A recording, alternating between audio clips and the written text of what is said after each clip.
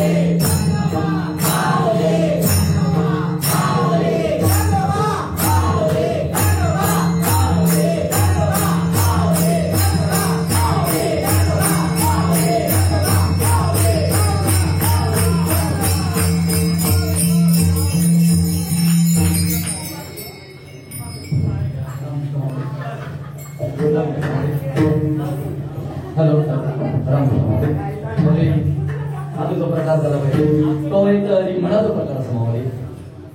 जेन्ना ज्ञानेश्वर माऊलीचे तुम्ही सगळ्यांक आयकून जाणा की अमके ठिकाणी त्यांचे रिंगण असतं माऊली.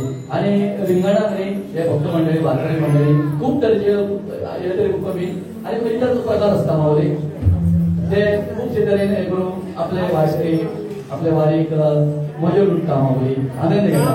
तसोच हो प्रकार. आणि परत एकदा हे करता माऊली ते धन्यवाद माऊली.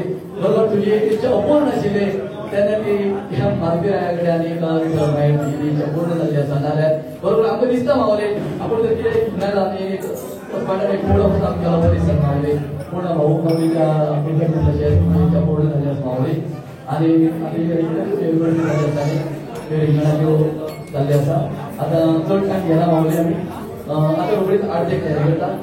आरती जावन हांगा भायर तीर्थप्रसाद आसतलो महाप्रसाद आसतलो तेन्ना तुमी ताचो लाभ घेवचो. संजय माऊली ती सांगता फक्त 2 मिनिटं फक्त 2-3 मिनिटं सुद्धा फक्त 2 मिनिटं.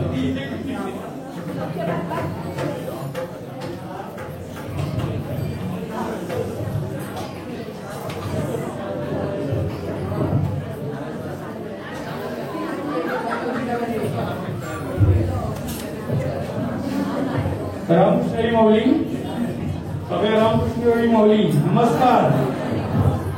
आज आमचं जबरदस्त दिंडी जशी सगळ्यांनी ही दिंडी घातलेली पळोवन सामकें एकदम मन प्रसन्न झाले. आणि आमचे गायक असो आमचो प्रकाश माऊली सुंदर माऊली हेणी बरी सगळ्यांक साथ दिली. रामकृष्ण माऊली हांव एक मुद्दम सांगपाक हांवें दिसलें गेल्या वर्साक ती दिंडी पळयलेली तेजे पेक्षा ह्या वर्साक बरी दिंडी जाली. अशीच आमची दिंडी गांवागांवांत जावची अशी म्हाजे एक मनांतून आसा. आमच्या आडपय सुद्दां तुमकां आमंत्रण दितलो हांव त्या सगळ्यांनी येवचे. आनी सांगपाक म्हणल्यार जो आमी आयज जो संध्या आमी उबो आसा माऊली म्हणून तिची सगळी कृपा जे माऊलीक लागून आमच्या भाऊ माऊलीक लागून मुद्दम एक 2 मिनिटं सांगले भाऊ माऊलीक लागून आमी वारकरी जाले. कारण आमच्या घरान आशिल्लीच परंपरा पूण वारकरी ही आमकां नाशिल्ली. आणि आडपयन हांव फर्स्ट वारकरी जावन हे वर्साक गेल्ल्या वर्साक हांवें 10 जाणांक आनी अंदून तरी 5-6 जाणांक हांवें वारकरी केले. हेची म्हाका खुशी भोगता. कारण हे डिपार्टमेंट वेगळें आसा भजनी कोणीय करता पूण चलोन वचून 15 दीस तेची दर्शन घेवप हे खूब आसा. ही सगळी कृपा आमचे भाऊ माऊलीची आसा. आनी तेजी जी दूरदृश्टी आसा परत एक सांगता दूरदृश्टी आमी तर तेजें हें करूंक शकना. कारण तो कितें उलयता तें जाता पूण ना म्हणपाचें ना. आतां तेणें 500 लोकांची जें पळय माऊलीची व्हरपाचो विचार केला तुमी मुद्दम पळयात. फुडले वर्स 500 लोक आमचे माऊली पंढरपुराक पावतले म्हणल्यार पावतले. हें भाऊचें आमचें सपन आसा. भाऊ जेन्ना सपन पळयता तेन्ना तेजें सपन तेजो पांडुरंग तेजे फाटल्यान उबो आसता. एकूच मिनीट सांगता जेन्ना आमी 1.5 लाख घेवन वर्साचो आमगेलो अरेंजमेंट करपाक भाऊ माऊली आमी न्ही भाऊ माऊली गेल्लो की एक थंय मोठ आपूण वेवसाय रावपाक वेवस्था करतलो म्हणून. पूण थंय असो विठ्ठल तयार जालो तो म्हणटा 1.5 लाख दी पळय 1.5 लाख दी तुका मोठ बांदून दिलो हांव तुका मोठ असो एक भाऊ फाटल्यान पांडुरंग उबो जालो. आनी अवघ्या 1 म्हयन्याक आमकां 300 लोक रावपा सारको मोठ मुळगांव वारकरी संस्थेंत पंढरपुरा जालो. ही मोठी गजाल. आणि हे वर्साक जेन्ना भाऊची पळय चूक ना समजून घे. भाऊ म्हणजे 200 वरया बरोबर आसा 200 वरया मानता पूण भाऊ कडेन तुजी सारखे कोणी येता आनी सांगता भाऊ म्हाका कोण फोन दी अशें करून करून भाऊ कडेन व्हरून 270 ते 80 लोकांनी कोमो भरली. कोमो तर रावपाची वेवस्था ना. आमी चिंतता जेन्ना 20 घरांक गेले प्रकाश माऊली 20 घरांक कितले लोक रावंक शकता. आमी जेन्ना 20 घरांक गेले तेन्ना आमकां टेन्शन जालो की लोक खंय न्हिदतलो माऊली खंय न्हिदतले. एक सादें उदाहरण घे. आनी सगळ्यांक ते हेतून देवळांत सगळी बॅगां दवरल्या आनी आमी चिंतता आतां खंय दिला म्हणून. तुमची एक विठ्ठलाची अशी कृपा आसा ते भाऊ माऊलीची एक दूरदृश्टी आनी पावर आसा की एक वरान फक्त आमी 14 जाणच त्या देवळान उरले. वया 260-70 लोकांचे 14 जाण बाकीचे लोक खंय गेले ते आमकांय खबर ना. सकाळ उठून सगळे बॅगां घेवन 20 घरां पावले. रामकृष्ण म्हणटा सगळ्यांक परत देव बरें म्हणटा. आणि भाऊ माऊलीची जी आमची दूरदृष्टी आसा तशी हे आमचे प्रकाश माऊलीची खंयी गेलो जाल्यार आमकां तांचो खूब वेव्हार दिसता की म्हाका स्पेशल एक फोन करून सांगता जाल्यार मेसेज घालता अमूक कडेन हें आसा तूं येवचो म्हणून तेका लागून तेका धन्यवाद म्हणटा तेंचे सगळे वारकरी संप्रदाय आसा तेंकां धन्यवाद म्हणटा आनी अशी एक एकट्यान करून वारी करची वारीक कांय तें नासता फक्त आपल्या मनान एक हें दवरताय की आपूण वारी करतलो आनी सगळ्यांक परत एकदा रामकृष्ण हरी म्हणटा रामकृष्ण हरी रामकृष्ण माऊली आजी रात्री तीर्थ प्रसाद जातलो पूण मी दोन शब्द सांगपाचे उरता माऊली आयज जे आयोजन केल्लें आसा देवेश माऊली आनी तेजे भितर सगळे वारकरी सांगाती आसा पळय तुमी जे आयोजन केल्लें आसा गेल्ल्या वर्साचे आनी अजून खरेंच खूब सुंदर आसा आनी तितून तुमकां आनी सांगचे दिसता माऊली की एक गोष्ट जे करता पळय ती खूब खूब बरी आसा हे समाजा खातीर न्ही आपल्यान आपूण जिवनाक आयलो म्हणटकीर सगळी मजा मारपाक जाय सगळें करपाक पूण शेवटी खंय तरी आमकां एक असो कोण सोडटा न्ही तो कोणशार आमकां वचचेच पडटा माऊली आनी तो कोण सोड हो आसा परमार्थीक मार्ग आसा न्ही आध्यात्मीक मार्ग आसा ते हितून आमी वचपाकूच जाय आनी ते हेजेर वता आसतना न्ही आपल्या कडेन जितले समाजकार्य जाता पळय न्ही समाजकार्य राजकारण म्हणिना आपल्या कडेन जे समाजकार्य जाता ते आपल्याला अवश्य तितून वांटो उचलोवपाक जाय आपल्या समज खंय दिसलें चार वचून हें करपाचें समज जालें जाल्यार आपल्या सांगाचे घेवन हें करून बी ते आपल्याला अवश्य करपाक जाय आनी तुमी हेजेर आतां तुमी चलयला बरोबर तुमचे भाऊ माऊली भाऊ माऊली शब्द आयकल्लो हांवें पयलीं सुरवाती वाली एक वडाचें ल्हान झाड रोपटें लाया कळ्ळें मागीर ते वडाच्या झाडाचे पारंब्यो जाता पळय न्ही तेतून मूळ खंयचे ते वळखपाक कळना तेजे मूळ खंयचे आसा न्ही ते म्हणजे पारंबी आसा न्ही आज जो अशें व्हड पयलें आसा की मेन व्हड खंयचे म्हणजे बायकोची पारंबी सुद्दां अशी जाल्ली आसा माऊली त्या प्रमाणे आमचो मित्र संप्रदाय आसा पळय न्ही हो असोच फोफावलेलो आसा महाराष्ट्रांत आसा आनी आतां खूब उमेद दिसता अख्खे गोंयभर न्ही आतां यंदा आतां 41 वारी गोंयच्यान गेल्ली आसा बारीक मोठ्यो म्हणजे पळया जाल्यार हे ल्हानशे रोपटे लायले पयलो कोणी तरी पूण आतां तेजे पळय व्हडले वृक्षान जमांतर जाल्ले आसा आनी त्या वृक्षा खाली त्या वडाच्या वृक्षा खाली कितलेशे जाणांनी आपलो आधार घेतलेलो आसा आनी आधार सोदलेलो आसा आधार सोदलेलो म्हणजे त्या वडाच्या झाडांक ना गेलो म्हणटकीर कळटा की आपल्या विठ्ठलाच्या चरणा कडेन वचपाक जाय जाल्यार त्या वडा झाडांक ना गेल्यारूच आपूण विठ्ठलाच्या चरणा कडेन पावतलो आध्यात्मीक मार्ग मेळटलो हरशीं आमी दिसलें आतां मला आपण दोन फ्रेंड आसा दिसलें तर गाडी घेवन या ते फाल्यां बरो वतले पूण ह्या मार्गान येवन उरता तरी ते कायमचे आध्यात्मीक उरता भक्ती मार्ग आवडटा रामकृष्ण माऊली आमचो भेट इथे वारी वयता आसतना आमची चिमुकली जी आसा माऊली आमच्या तिच्या मतां खाण्यात म्हणटाय ही ती माऊली जी आहा ल्हान भुरगी 3 वर्सांची नाल आमची ही वारी येयली फॉर्म भरून येयली दुसरी येवंक ना म्हणजे एक आहा फॅसिलिटी जेवढी आसा पूर्ण ते सगळे कायदेशीर येयली पण बदल असो जालो वारी येयल्या उपरांत सकाळी उठपाक लागली आवय बापाय पांयां पडपाक लागली आयकूय पांयां पडप नासली तेन्ना निशा माऊली मातशें तुमी 2 जेवले आयत्या पालन आयत्या पालन म्हाका जोडूंक लागलो ना चड आनी तेका आतां व्हड लागली ही आमची नाती खूब व्हड लागली हरिपाड्याची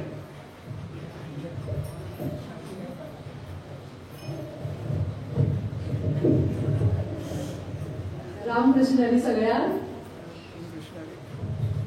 आयज आवडची येतले केन्ना अशें भितूर आसले पण देव माऊलीची आमचेर सदांच कृपा आसता म्हणजे एक आमच्या वारींतलो कृष्णा असो आमी ताका सदांच वावयता आनी तेच्या हितून जशें तेंच्यांनी म्हटलां की तेंच्यांनी एक ह्या गांवांत रोपटे लायला आनी ते आतां खूब फुल्लले आसा म्हणून ह्या वर्सा सगळ्यांक जो आनंद जाला किंवा एक म्हणजे जे आमी ह्या वर्सा एक अनोखे पळयले की रिकड देवळाच्या फाटसून मेरेन तांच्यांनी एक आयोजन केलें म्हणजे जितले लोक येयले तितल्यांकूय हांगासर दिंडी घालपाक मेळ्ळी तशेंच दर एक महिला कोणूच म्हणजे बेकार उरोंक ना सगळ्यांनी दिंडीचो आनंद घेतलो आनी ह्यान फुडें आय एम शुअर की सगळीं जाणां वारीक खंय आमचे हरिपाठ आसतले थंय सुद्दां अशीच वतली आनी ह्या मार्गार चलतली तशेंच आतां जशें तांच्यांनी म्हटलें की ह्या चिमुकल्याक करपाचें कारण कितें म्हणजे ते सदांच भाऊ माऊली वांगडा आपूण हाज्या वांगडा वयतले अशें म्हणटाले जेन्ना वारी केले सुद्दां तेका तेन्ना तेजी मम्मी तेका गाडयेन घालताली मदीं मदीं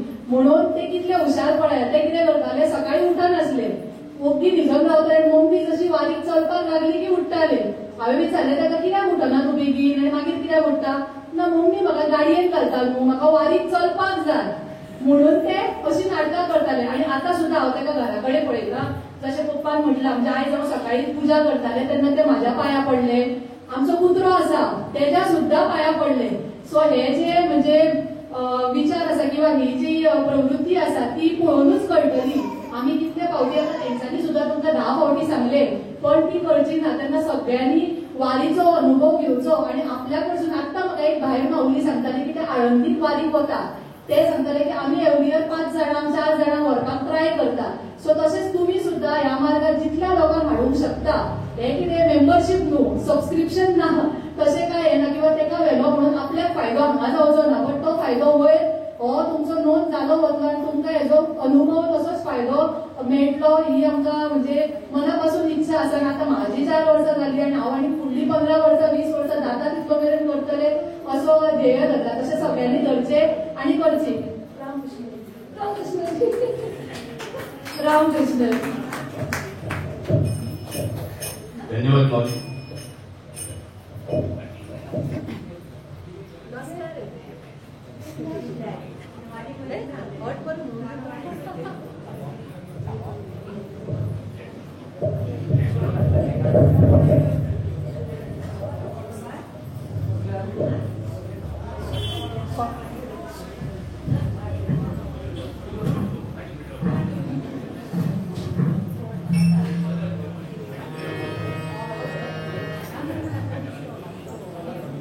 हॅलो हॅलो